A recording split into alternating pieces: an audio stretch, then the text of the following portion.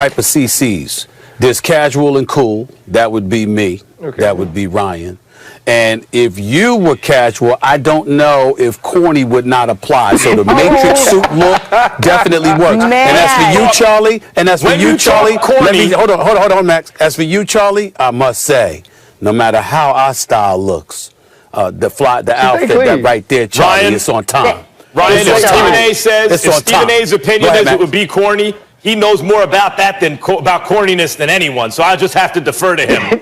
Really? All right, guys, this is the energy we want and we need. We're going to bring it all show long. Stephen A. Smith, Ryan Clark, Max Kellerman, I'm Charlie Arnold. Guys, let's get it. We are in week 10 of the NFL season, and there are some teams who are under a microscope because, you know what, they seem to be underachieving. And in Tampa Bay, we are looking straight at you. The Bucs visiting Carolina on Sunday with the hopes of erasing the terrible memories from last Sunday when they got blown out by the Saints. Tom Brady had 3 interceptions. The 35-point loss being the worst of his career.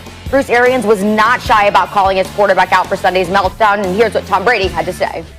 You're a football player, and you're making split-second decisions, and you always wish, man, I made every split-second decision right, but that's just not the reality of the sport. So you got to try to improve it as best you can, and again, we're trying to work as hard as we can every day to make improvements we need to make, understanding that, you know, it's a process and it's going to last.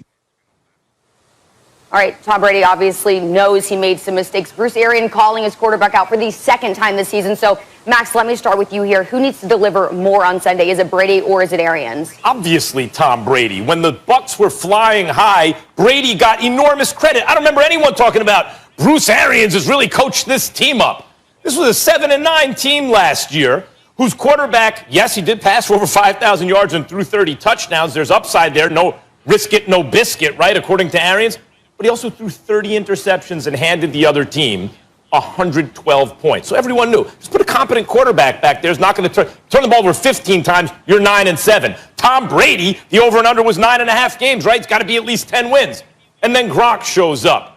And then Antonio Brown shows up. And now Antonio Brown's had time to be with the team and practice with the team.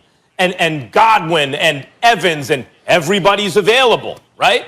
And they're playing a Panthers team, which, yes, their defense looked good early. I just want to mention the number of points they've given up the last 4 games.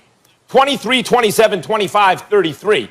Not the worst in the world, but doesn't sound like some fearsome kind of defense. They're pretty good defense. They're fine. They're a 3-win team.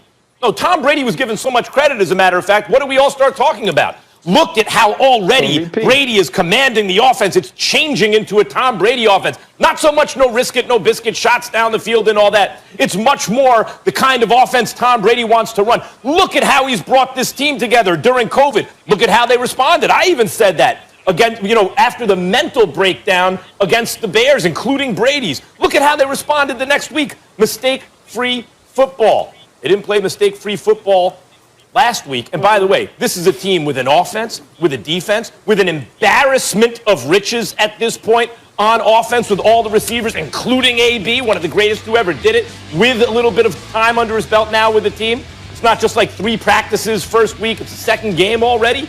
Yeah, Tom Brady's got to deliver. Of course, quarterbacks get disproportional blame and credit. He's gotten his credit when things went well, including from me, by the way.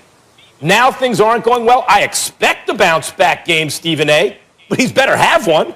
Well, a couple of things. Number one, Max Kellerman, I mean, I got to get on you just a little bit here. You need a shave, brother. You need a shave. I want you to make sure that you just need a shave. Look how you want to look. No. That's my brother. That's my brother. That's my brother. That's my brother. We know, Max. We know I can't be helped, but there's still hope for you. You got to trim the beard a little bit. I mean, you got to look sharp. That's all I'm trying to say. Well, too much it's white. A little scraggly. Too much you white. can keep it. It's just a little scraggly. That's all. It's just a little scraggly. That's all I'm trying to say. It's Friday. Stephen A., this is what happens when you leave for so long. I just want to throw that out there. Now, but hey, listen. At least you don't have on a black tie today. You're improving. Here's the deal. Hold on. Let me ask Charlie. How's the beard look, Charlie? And it's nice, a little salt and pepper. I don't mind it. That's it. I rest my case. It's just a little thick and scraggly. That's all I'm trying to say. Are you trying to like Paul Runyon or something? I mean, I'm just wondering. That's all I'm saying. Okay, look, the thing is here, Max is showing his age just a little bit as Tom Brady showing his age. What's he going to do this weekend? Brother trying to help you out. That's all, brother trying to help you out. Now, here's the deal. Let's get back to what you were saying. Max, in all seriousness, man, you make very valid points about Tom Brady, and I'm not necessarily disagreeing with you. My focus, however, is on Bruce Arians. I mean, Ryan, help me out here, man. I mean, last time I checked, Bruce Arians has been a head coach in the National Football League for the last 7 years. Ladies and gentlemen, I don't know if y'all have noticed, but the last 3 seasons that he has coached, 2016, 2017, before he took off 2018, then he came back for 2019 in Tampa Bay after departing from Arizona, Bruce Arians hasn't had a winning record. And they're 6-3 now. We looked at last week, and as awful as Tom Brady was, and he was straight garbage for the first time in his career, really like straight garbage. It was awful, okay? But it's Tom Brady. I mean, eventually that's going to happen one day. Got to give that to him. Here's what I'm saying about Bruce Arians. Didn't we lament the play calling? Didn't we lament the fact that you didn't run the football? You only ran the football 5 damn times? Didn't we lament Byron Leftwich and Bruce Arians and the kind of game plan that they had that seemed to be ill-advised?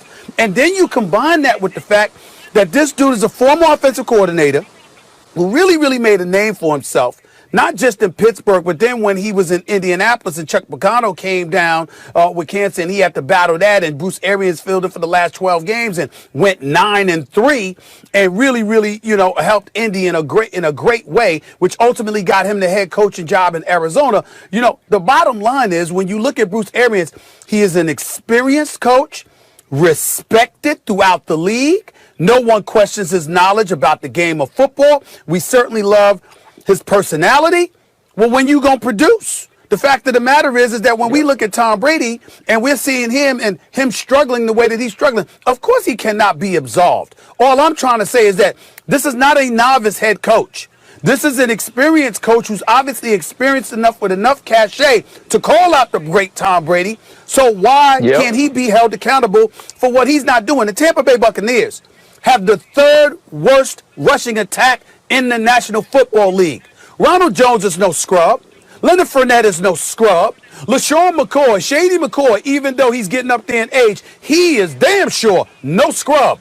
The 3rd worst rushing attack in the National Football League when you got Evans and Godwin and Gronk and breaking these boys to throw the football to so people can't load the box. Daring you to throw because they're focused on a run. That's not what they're doing to Tampa.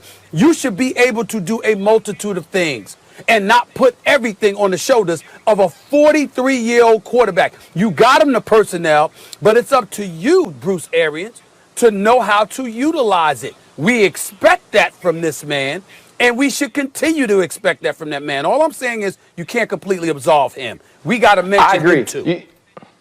You have to mention him, and I don't think you have to just mention him. I think he's under the most pressure. I think he has to perform because I understand the prism that Max is looking at this through is his own, right? For him saying that Brady would fall off and then giving him credit for the leadership after the Chicago Bears game when they didn't play well, when they didn't play disciplined football, and really us never looking at Bruce Arians and saying, you know what, Bruce Arians has done a good job. But when it's negative, when it's bad, he will get the blame. If you go to this week, we talked about play calling. We talked about having a historic low in rushing attempts. But when you look at this entire team, they didn't play well on defense. The special teams didn't perform. This was an entire team failure on all 3 phases, and that's on the head coach. And then when you come out and you point to your Hall of Fame quarterback, when you're talking about the greatest of all time, and you don't just say that he has to play better, you point out specifics of where he missed. You point out that this is where Tom Brady could have been better, and he missed. So much so that Tom Brady has to come out and admit his faults. Tom Brady has to come out and say, yeah, I made mistakes. I wish I was perfect. So much so that Tom Brady showed a level of professionalism that Bruce Arians didn't. And now, BA's earned that. I think BA's a very good coach. I think BA's a good players coach, right? But now there's this there's this conversation that started to be started that if there's a power struggle, did he really want AB there? Is Mike Evans his guy? Right. And so now I think Bruce Arians has to perform. Bruce Arians has to come out and get this team to win, because when they got Tom Brady, we said the team as constructed, because of the weapons and because of the head coach and because of the way the team was put together, they would win. I do believe Tom Brady deserves fault. I do believe Tom Brady deserves criticism. But in the end, one of those legacies is set. We know where Tom Brady will go down on the pantheon of quarterbacks. We know where he sits on the Mount Rushmore of greats in the NFL. Bruce Arians doesn't have that place. And if this thing fails, if this thing doesn't work, they're never going to say it was about the players. They're never going to say it was about the quarterback. It's all going to point back to Bruce Arians. So this is the most pivotal time of his coaching tenure as the Tampa Bay Buccaneers head coach. That may be, but when we talk about what's the lead story, I mean, both things are true. There's pressure on both guys. I would point out that Bruce Arians seemed to push the